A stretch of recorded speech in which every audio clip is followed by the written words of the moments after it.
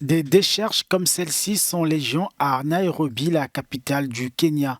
Nombre de ces sites sont en fait remplis de tissus synthétiques de vêtements d'occasion provenant de l'étranger, de l'Union européenne notamment.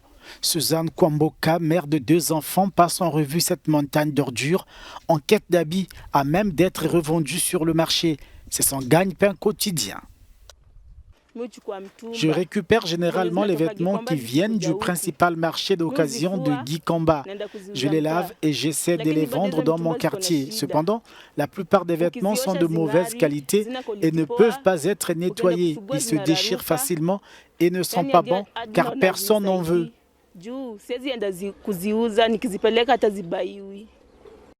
Lorsque les balles des vêtements arrivent au Kenya, elles ne sont plus destinées qu'aux décharges.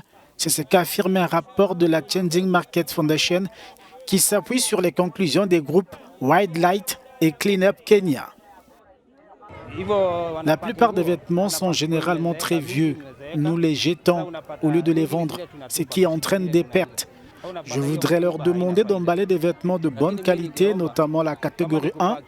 Les vêtements de catégorie 2 sont très vieux et usés et ne conviennent à personne.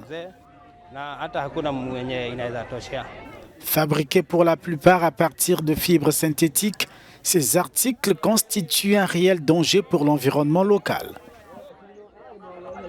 Lorsque ces vêtements sont donnés en Europe, les personnes qui les donnent, les citoyens de l'Union européenne, peuvent penser qu'ils font un geste de bonne volonté envers les pays pauvres comme le Kenya.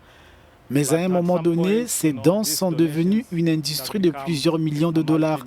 Ces vêtements ont de nombreux effets sur l'environnement. Ils polluent les sols. N'oubliez pas que beaucoup d'entre eux sont fabriqués à partir de polyester, qui est essentiellement du plastique. Comme nous le savons, le plastique prend beaucoup de temps, beaucoup d'années pour se dégrader. Et il pollue donc nos sources d'eau. Pourtant, l'exportation des déchets plastiques est limitée par la Convention de Bâle, appelée contrôle des mouvements transfrontières des déchets dangereux et de leur élimination.